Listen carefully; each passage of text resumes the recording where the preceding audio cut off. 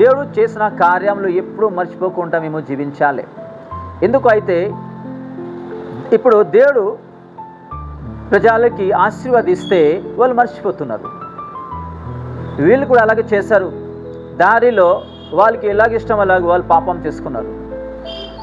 కష్ట బాధలు ఉన్నప్పుడు, దుఃఖం ఉన్నప్పుడు, ప్రతిరోజు పని చేస్తున్నప్పుడు ఏడుస్తూ దేవుడు చూస్తూ వాళ్ళకి ఆ జైలు నుంచి బయటికి తీసుకొచ్చారు.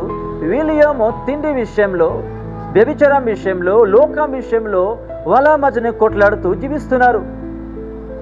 మాకి నీళ్ళు లేదు, మాకి ఆహారం లేదు, మాకి మాంసం లేదు అని మోసేతో కొట్లాడతారు, దేవుడితో కొట్లాడతారు వాళ్ళు.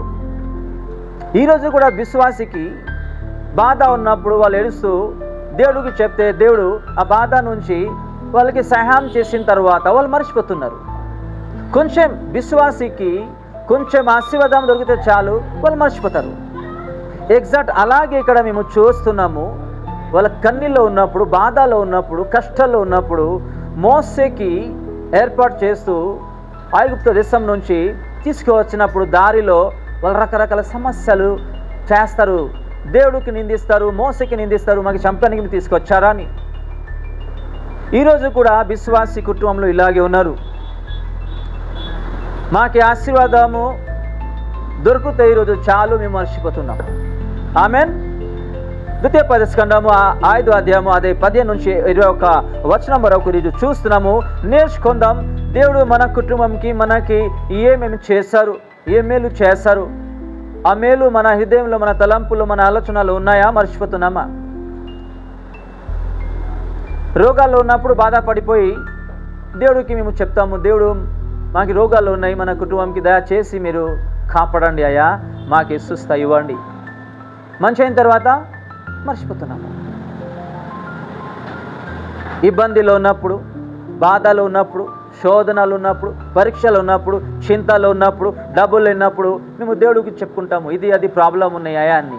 దేవుడు ఆశీర్వదిస్తే కొన్ని రోజుల తర్వాత ఏం చేస్తున్నాము? మర్చిపోతున్నాము. ఇదే ఒక విశ్వాసి కుటుంబంకి కరెక్టర్ అన్నమాట. ఎప్పటి వరకు ఇది మేము మార్చుకోలేము, అప్పటి వరకు లైఫ్లో అది నడుస్తూనే ఉంటుంది. దేవుడు వాక్యానుసారంగా మేము మా తల్లిదండ్రిని ప్రేమిస్తే దేవుడు మన ఏ దేశం అయితే ఇచ్చారో ఆ దేశంలో మనకి ఆశీర్వదిస్తారు. అలాగే మన లైఫ్కి కూడా ఇంక్రీజ్ చేస్తారు. ఆమెన్. ఈరోజు ఎక్కువ సంవత్సరం జీవిస్తాము అని చాలా విశ్వాసీలు, చాలా మనుషులు ఒక ఆశతో ఉంటారు. రైట్. ఎప్పుడు అయితే మేము దేవుడికి లోబడి జీవిస్తాము, దేవుడు వాక్యానుసారంగా జీవిస్తాము, అప్పుడు దేవుడు మనకి ఆశీర్వదిస్తారు. ఆమెన్. ఇక్కడ చూస్తున్నాము దేవుడు ఒక ఆజ్ఞ ప్రకారం మేము జీవిస్తే, అలాగే ఏ దేశం మనకి దేవుడు ఇచ్చారు ఆ దేశంలో మన తల్లిదండ్రి, మన కుటుంబంకి ప్రేమిస్తూ, వాళ్ళకి ఆదరిస్తూ, వాళ్ళతో కలిసి మేము జీవిస్తే అదే దేశంలో మనకి దేవుడు ఆశీర్వదిస్తా అని ఇక్కడ చెప్తున్నారు. ఆమెన్. నేను ఎక్కడెక్కడి నుంచి వచ్చాము, దేవుడు ఈ దేశం మాకు ఇచ్చారు. ఆమెన్. ఎవరి నుంచి వచ్చాము మేము ఇక్కడికి? వేరే విలేజ్ నుంచి ఇక్కడికి వచ్చాము. ఇదే సిటీకి ఎందుకు వచ్చాము? వేరే సిటీ ఏం లేదా మనకి? భారతదేశంలో పెద్ద పెద్ద సిటీ ఉన్నాయి, కానీ ఇక్కడ ఎందుకు తీసుకొచ్చారు దేవుడు? దేవుడికి ఒక ప్లాన్ ఉంది మన లైఫ్లో, మన కుటుంబంలో ఏమైనా చేయాలి అని. ఆమెన్. అందుకే దేవుడు ఈ సిటీకి తీసుకొచ్చారు. మన కుటుంబంలో ఎవరైతే ఉన్నారో తల్లి, తండ్రి, అక్క, చెల్లి, అన్న, తమ్ముడు అందరితో కలిసి వాళ్ళని ప్రేమిస్తూ దేవుడు ఇచ్చిన వాక్యానుసారంగా మేము జీవిస్తాము అని. ఆమెన్. ఈరోజు తల్లి తండ్రికి ప్రేమ, గౌరవం, ఒక భయము, ఒక కనికరం అనేది ఎవరికి లేనేలేదు. ఆమెన్. మేము మా తల్లిదండ్రికి ప్రేమిస్తే మా దేవుడికి ప్రేమించినట్టుగా. ఆమెన్. మా దేవుడికి ప్రేమించినట్టుగా. తమ్ముడు అయినా, చెల్లి అయినా, అక్క అయినా, అన్నయ్య అయినా వాళ్ళకి ప్రేమిస్తే మా దేవుడికి ప్రేమించినట్టుగా. ఆమెన్. ఈరోజు ప్రేమిస్తున్నామా? దేవుడు ఏం ఆశిస్తున్నారు? ప్రేమించండి, క్షమించండి, కలిసి నా వాక్యానుసారంగా జీవించండి అని అదే కోరుకుంటారు కదా. దేవుడికి ఏం కావాలి? ఆస్తిపస్తి కావాలా దేవుడికి? ఈ ఆస్తిపస్తి భూమిలోనే ఉండిపోద్ది ఒక రోజు. ఆమెన్. దేవుడికి ఇదే కాదు, దేవుడు మనకి ప్రేమించారు కాబట్టి అదే ప్రేమ మేము కూడా ఇతరులకి చేయాలి. ఈరోజు ప్రేమ అంటే ప్రజలకి ఒక బిసం అయిపోయింది. ఆమెన్. ప్రేమ అంటే ఒక బిసం అయిపోయింది. అలాగే జీవిస్తున్నారు. ప్రేమ లేకపోతే ఏం లేనే లేదు. ఒకవేళ ఒక పర్సన్ తప్పు చేశారు, వాళ్ళని ప్రేమించండి. ఆ ప్రేమ వల్లే ఆ తప్పు కూడా ఆయన మర్చిపోతారు, మార్చుకుంటారు. ఎందుకైతే మేము ఆయనకి ప్రేమిస్తున్నాము కాబట్టి. ఆమెన్. ప్రేమలో అన్నీ ఉన్నాయి. ప్రేమ వల్లే మేము ఏదైనా చేసుకోవచ్చు. ఏ ప్రేమ? దేవుడు ఇచ్చిన ప్రేమ, ఈ లోకం ప్రేమ కాదు.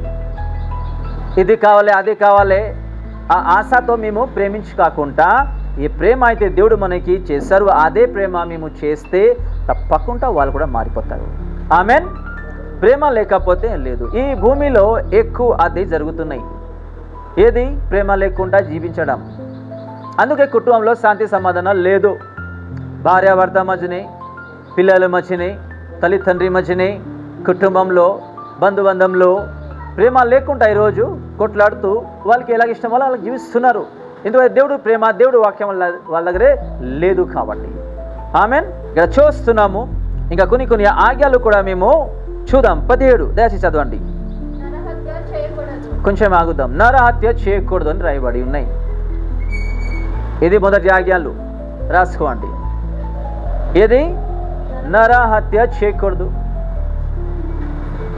ఎంతమంది లేరు ఈరోజు నరహత్య చేస్తున్నారు? ఎవరు? భార్యాభర్త. తెలుసా ఈ విషయం మీకు? అమ్మాయి పుట్టింది అనుకోండి, ఎవరికి తెలియక కష్టాల్లో పడిస్తున్నారు, చంపేస్తున్నారు.